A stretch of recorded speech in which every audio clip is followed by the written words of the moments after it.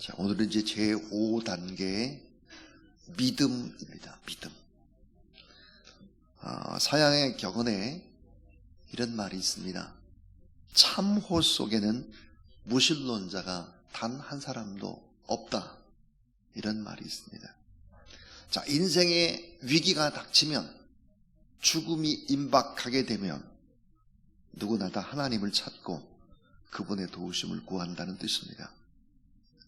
자, 죽음의 위기에 처했을 때 인간이 보편적으로 부르는 것이 있습니다. 어머니도 부르고, 아버지도 부르고, 남편도 아내도 부르고, 선생님도 부르고, 부처님도 부르고. 여러분, 다급해질 때 이런 거를 부를 수도 있지만 궁극적으로는 대부분의 사람들은 하나님을 부른다라는 것입니다. 하나님을 부릅니다. 자, 이런 의미에서 위기는 오히려 인생들에게 하나님을 만날 수 있는 기회가 되는 거죠. 자, 이런 하나님을 믿는 대부분의 성도들이 오늘 우리가 경험한 사실입니다. 물론 어떤 사람은 끝까지 하나님을 부인하고 또 저주하다가 인생을 마치는 그런 사람들이 있습니다. 우리는 두 가지 유형의 대조적인 사례를 예수 그리스도의 마지막의 십자가에서 찾을 수 있습니다. 자, 예수님께서는 두 강도 사이에 십자가에 달리셨습니다. 그런데 한 강도는 자기 옆에 계신 분이 자신을 구원하실 수 있는 메시아라는 사실을 비로소 깨닫고 예수 그리스도에게 도움을 요청합니다. 자, 믿음으로 주님께 자신의 삶을 의탁하죠. 그리고는 구원의 약속, 내세의 약속을 받습니다. 그런데 또 다른 강도는 끝까지 예수 그리스도를 비방하고 비웃고 소롱하다가 처절히 죽고 지옥의 나락으로 떨어지는 사람이 있습니다. 이 죽음에는 극명히 두 부류로 나눠진다라는 것이죠. 자, 오늘 누가복음 23장 39절 말씀을 우리 한번 같이 읽어볼 텐데, 누가복음 23장 39절, 자, 한번 같이 읽어보겠습니다. 자, 시작. 달린 행악자 중 하나는 비방하여 이르되 내가 그리스도가 아니냐, 너와 우리를 구원하라 하되. 예. 자, 달린 행악자 중 하나는 비방했다 그랬습니다. 피가 철철 흐르고 숨이 콱콱 막히는 그런 십자가상에서 예수 그리스도를 비방합니다. 네가 그리스도가 아니냐, 너와 우리를 구원하라. 끝까지 이 사람은 예수 그리스도를 믿지 못하고 비방하고 욕하고 죽어갔습니다. 여러분, 우리는 여기서 아주 중요한 교훈 하나를 배웁니다. 인간이라고 하는 것이 끝까지 악할 수 있다라는 것입니다. 인간이 얼마나 끝까지 변하지 않고 악할 수 있는가를 보여줍니다. 십자가상에서도 비방하고 욕하면서 죽어갑니다. 그러나 또 다른 한 강도는 믿음으로 예수 그리스도를 부릅니다. 누가복음 23장 42절을 보니까 이르되 예수여, 당신의 나라에 임하실 때 나를 기억하소서. 그는 알았습니다. 죽으면 하나님의 나라가 있구나, 죽으면 지옥의 나라가 있구나, 이걸 알았습니다. 그리고 마침내 예수님께서 그에게 구원을 선포합니다. 내가 진실로 내게 이르노니 오늘 내가 나와 함께 낙원에 있으리라, 천국에 있으리라. 이 같은 약속을 받습니다. 이 두 사람은 어때요? 극적인 아주 대조를 보이고 있죠. 도대체 한 사람은 지옥에 가고 한 사람은 천국에 갔을까? 이 구원받은 그런 강도는 어떤 믿음을 가지고 있었을까라고 하는 것입니다. 자, 이 구원받은 강도는 극적인 회심을 하게 되죠. 회개를 하게 됩니다. 자신의 죄를 깨닫고 예수 그리스도 없인 살아왔던 수많은 날들을 회개합니다. 그리고 메시아 되신 예수 그리스도를 믿고 구원의 기적을 이루었죠.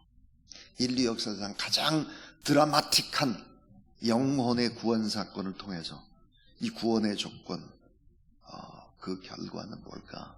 믿음이란 대체 뭘까? 구원과 어떻게 연결되어 있을까? 이런 부분들을 생각해 보려고 합니다. 자, 이제 첫 번째입니다. 첫 번째는 이 구원은 자력으로, 자신의 스스로 노력으로 얻을 수 없는, 믿음으로만 얻는 하나님의 선물이다. 너무 중요한 얘기지.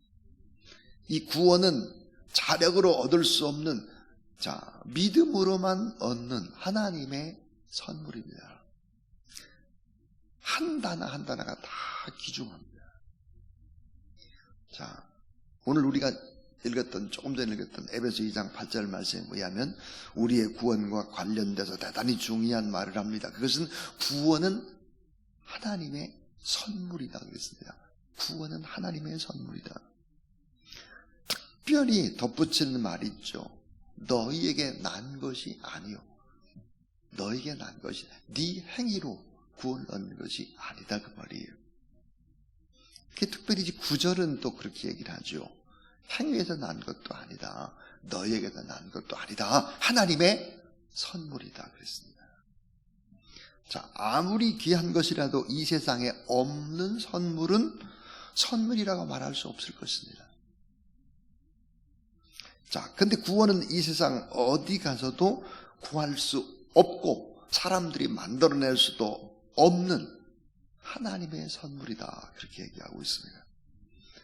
구원은 스스로 인간의 애씀을 통해서, 땀 흘림을 통해서, 노력을 통해서 얻을 수 없는 것이다. 자, 이 세상에서 구원의 길이 있고 인간 구원의 방법이 있다면 왜 예수 그리스도께서, 하나님의 아들이 인간이 돼서 이 땅에 오셔서 십자가에 못 박혀 돌아가시겠나? 인간은 그 어떤 의지와 신념과 노력으로 힘쓰고 애써도 구원을 얻을 수 없다. 따라하세요. 구원은 믿음으로만 받는다. 예. 근데 이 믿음이 뭘까요? 이 믿음은 하나님의 은혜고 이 믿음조차도 하나님의 선물이다 그랬습니다. 누구나 믿는 게 아니에요, 여러분요. 누구나.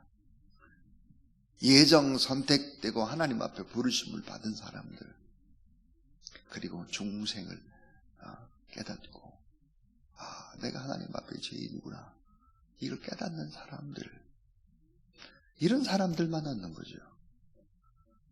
천국이든 지옥이든 믿음으로 구원받는가 아니면 멸망의 길로 가는가, 천국이든 지옥이든 하나로 결국 나눠지는 거예요. 다른 길은 결코 없다. 구원이냐 아니면은 천국이냐, 믿지 않느냐 아니면 지옥 가냐, 이거밖에 없다는 거예요. 다른 길은 없다는 거예요. 자, 이제 두 번째 이야기입니다.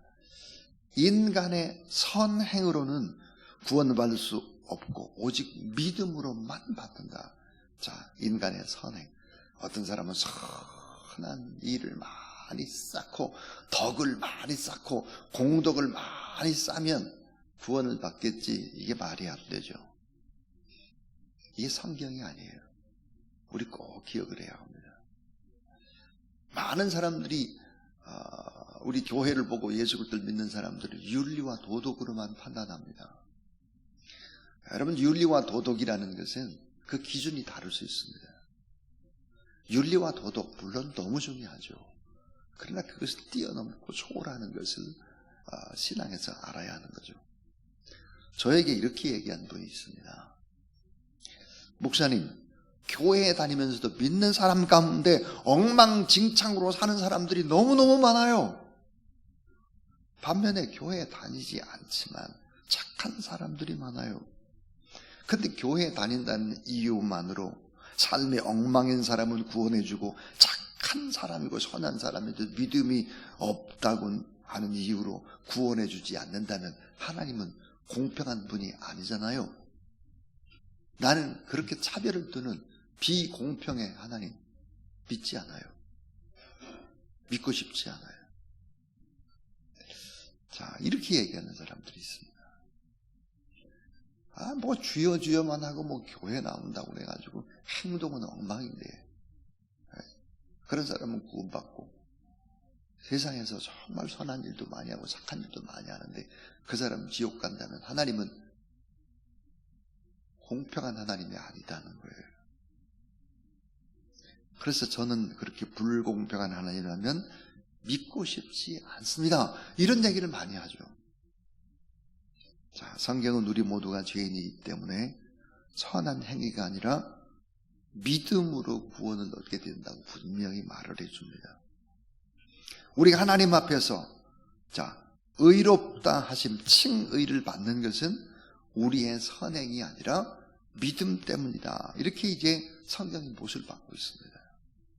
자, 하나님이 공평하신 분이라면 믿음이 아니라 선행을 기준으로 구원을 해야 되지 않을까. 이렇게 이제 반문하는 사람들, 우리 한번 생각을 해봐야 되겠습니다.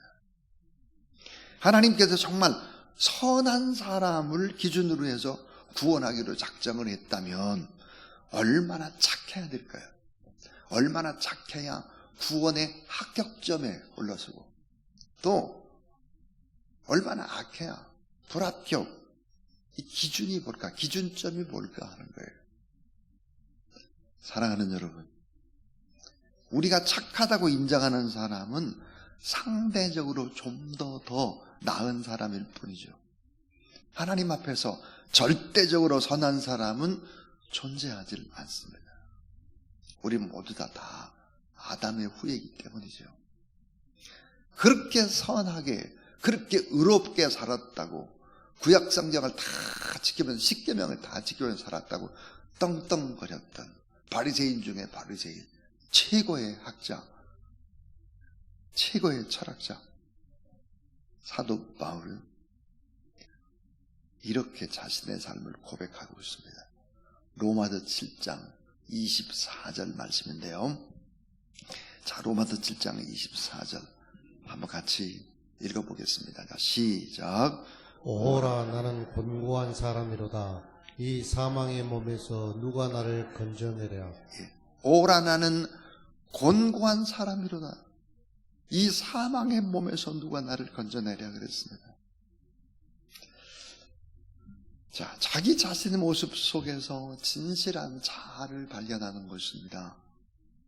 사도 바울이 곤고한 사람이다, 사망에 빠질 사람이다, 지옥에 던져질 사람이다. 자기가 이런 존재라는 거예요.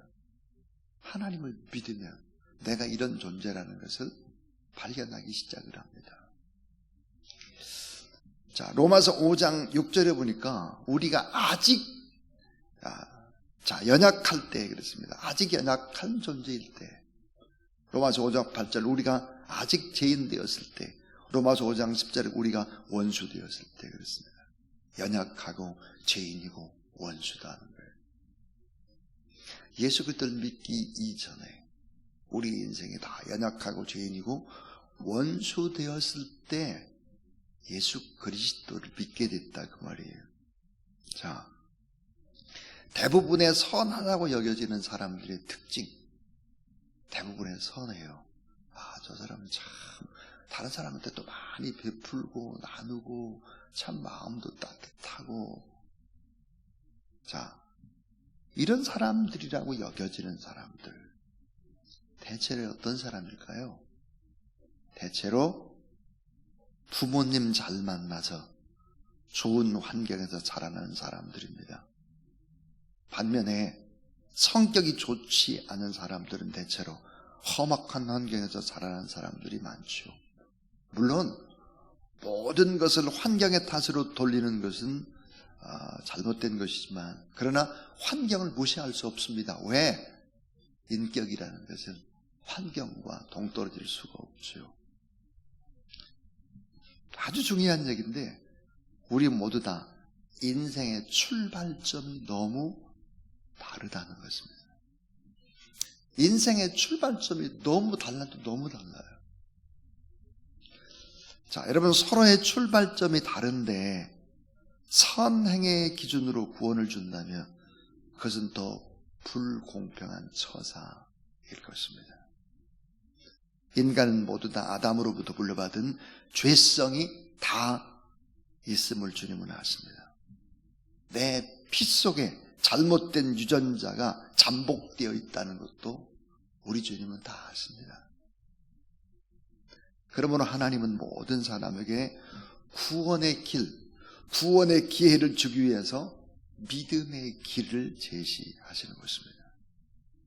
아무리 추악한 과거를 가졌다고 할지라도 믿음으로 하나님의 은혜를 받아들이게 되면 구원을 받을 수 있고, 아주 추하고 아주 나쁜 생활 속에 몸을 담갔던 그 어떤 사람이라고 할지라도 인생을 다시 시작할 수 있는 축복된 기회를 주는 거죠. 자, 여러분 따라하세요. 하나님은 죄인을 의롭게 만드시는 하나님. 자, 따라하세요. 버림받은 자도 품어주시는 하나님. 그렇습니다. 그래서 내가 의인을 부르러 온 것이 아니라 죄인을 부르러 왔다 그랬습니다. 그러니까 여러분, 선행의 기준이 아니라 무엇을 기준으로 해야 되느냐? 믿음을 기준으로 해야 한다는 것입니다. 이게 하나님이 제시하는 구원의 조건이죠. 자, 그럼 이제 마지막 세 번째입니다. 마지막 세 번째는 무엇을 믿어야 구원을 받습니까? 하는 거예요. 무엇을 믿어야 구원을 받겠습니까? 하는 거예요.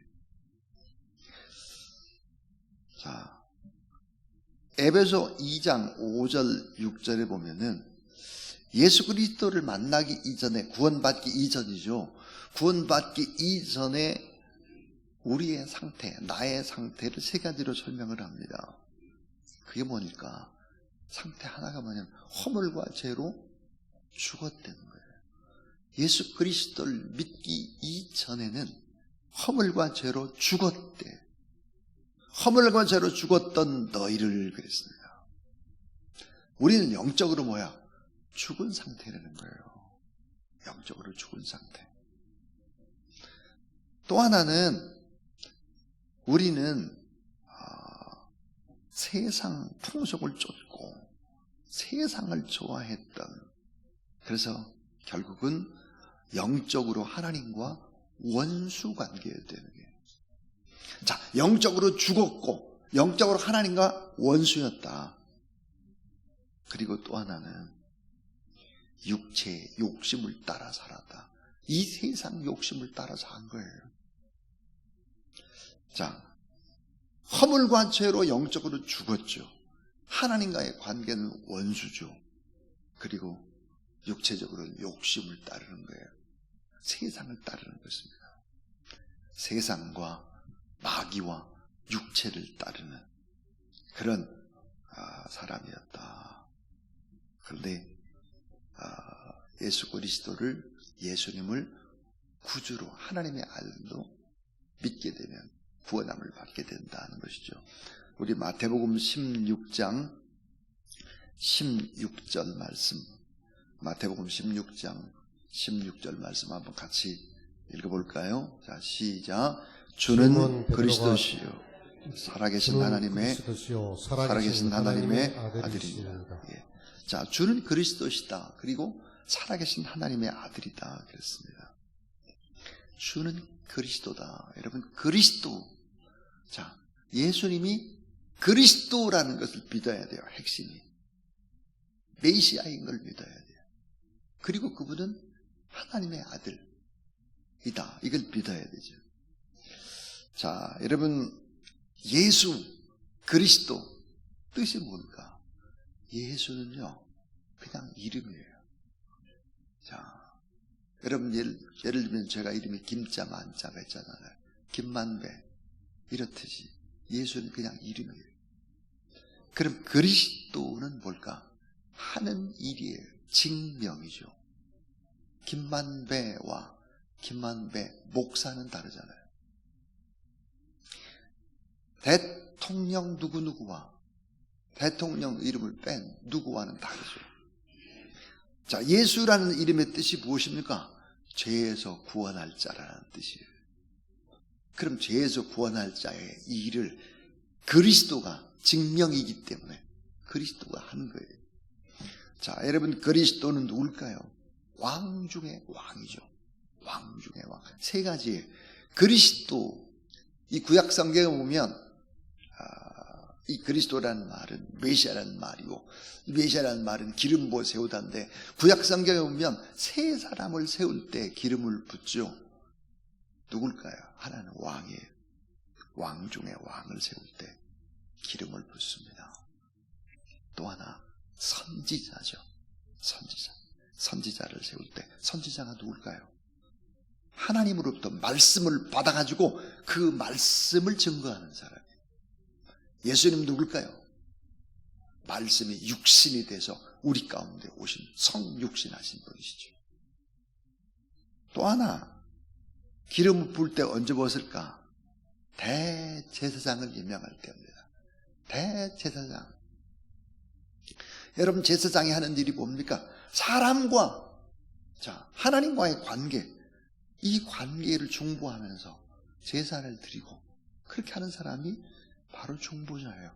하나님과 인간과의 화해의 다리를 놓는 사람, 바로 대제사장이죠.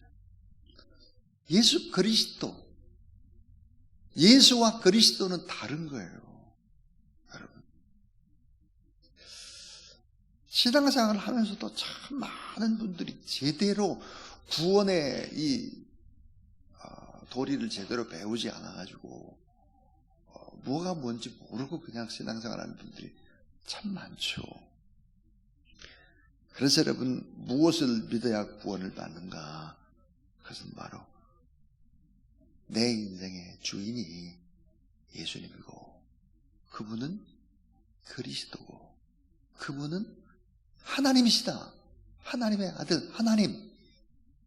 여러분, 사람의 아들은 사람이잖아요. 하나님의 아들이 하나님인 거예요. 이걸 믿어야 된다는 거죠. 그러니까 살아계신 하나님을 믿는 믿음, 예수 그리스도를 나의 주인으로 믿는 믿음, 인류를 구원과 심판으로 해서 보내주신 메시아 그리스도로 믿는 거죠. 또 예수님의 십자가의 대속과 구원을 믿고, 예수님 믿으면 내가 용서받고 구원받게 됨을 믿고, 천국과 지옥, 내세가 있음을 믿는 거죠. 이것을 믿을 때 결국은 나의 주, 나의 하나님으로 내가 영접을 할 때 믿음으로 받아들이면 구원을 받겠다, 구원을 준다 라고 하는 것입니다. 자, 믿음에는 3대 요소가 있습니다. 믿음, 온전한 믿음에는 3대 요소가 있는데요, 그때 3대 요소 가운데 맨 첫 번째로 중요한 것이 뭘까? 지적인 요소입니다. 지적인 요소, 머리로 아는 거예요. 그러니까 하나님의 말씀을 듣고 머리로 알고 이해를 해야 돼요. 지적인 요소가 있고요. 또 하나는 정적인 요소가 있습니다.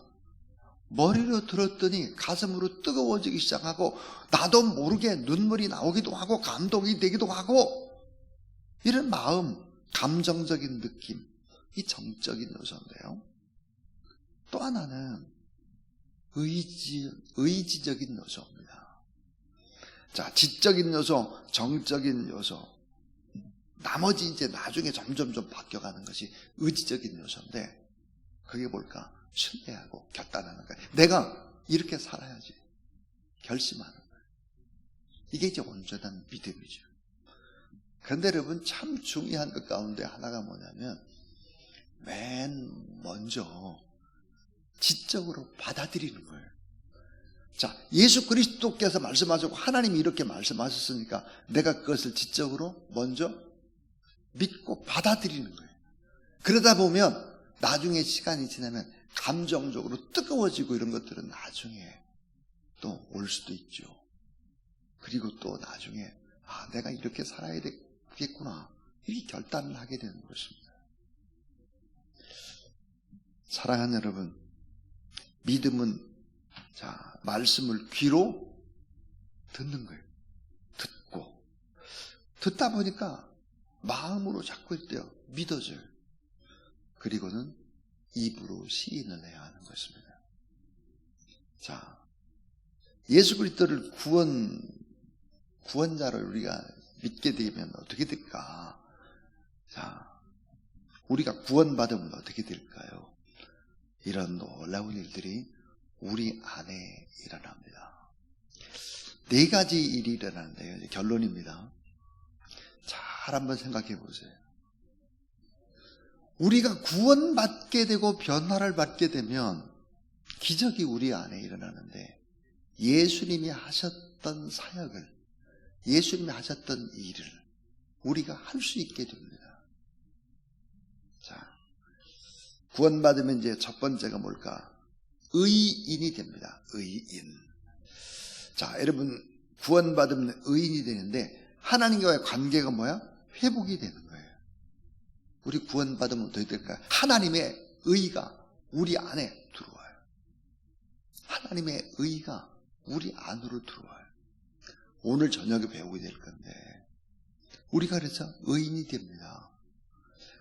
아니, 무슨 내가 의인이야. 나는 의인이 아닌데 하나님 편에서는 의인이에요. 그래서 우리가 의인이 되고요.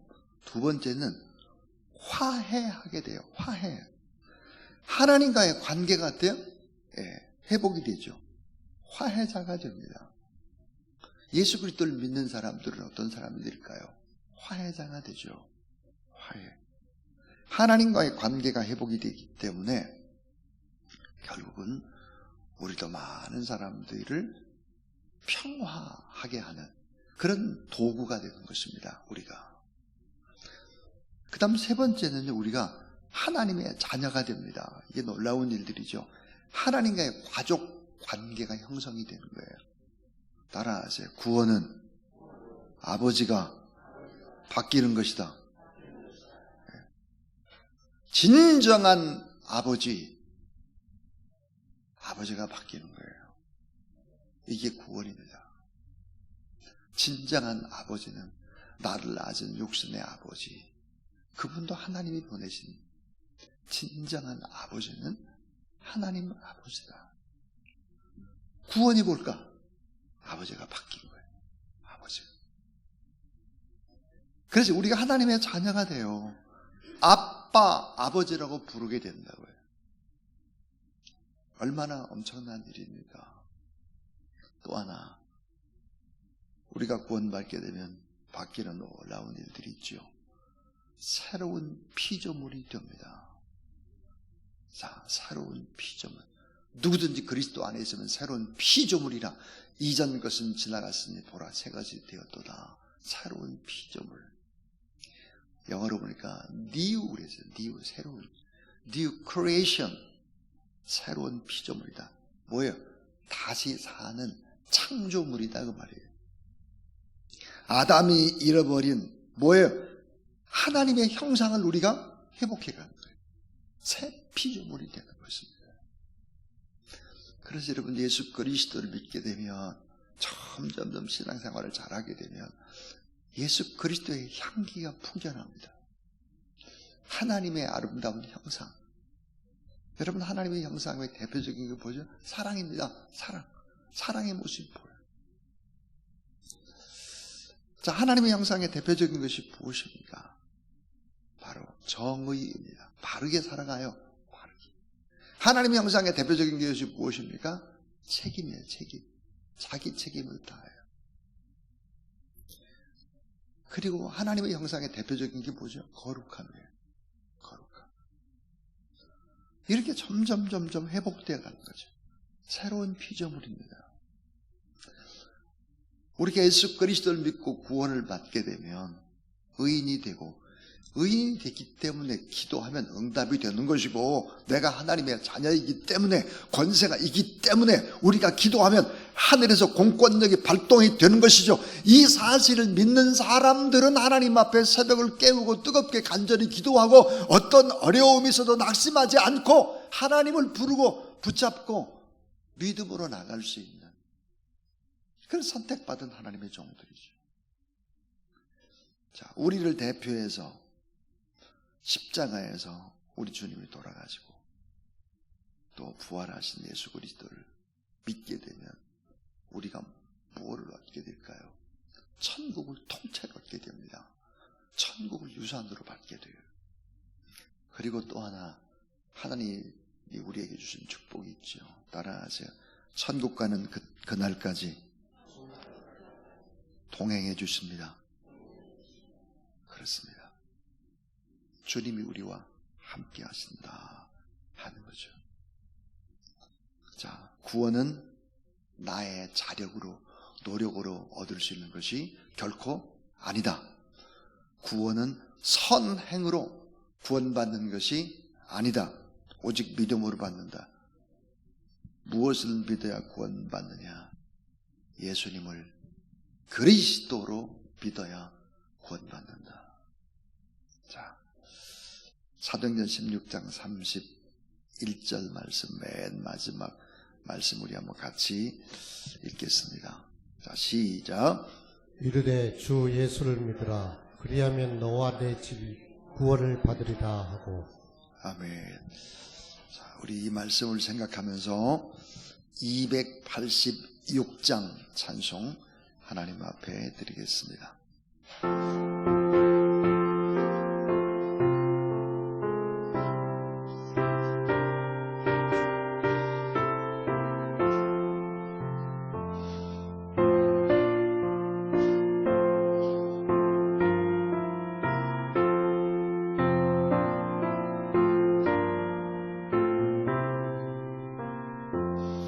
주 예수님 내 맘에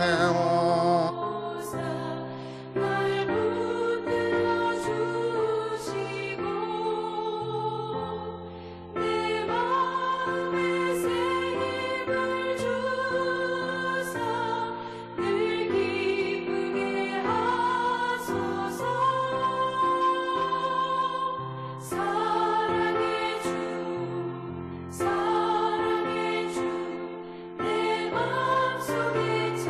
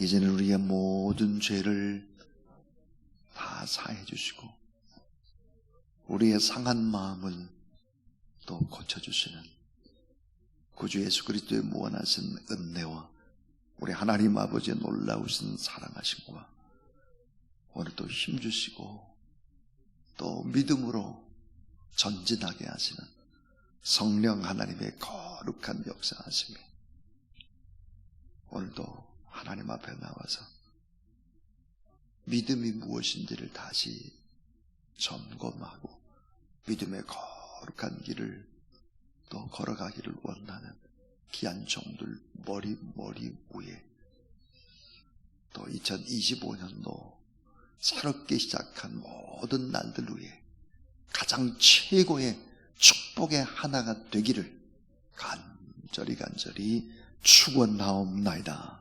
아멘.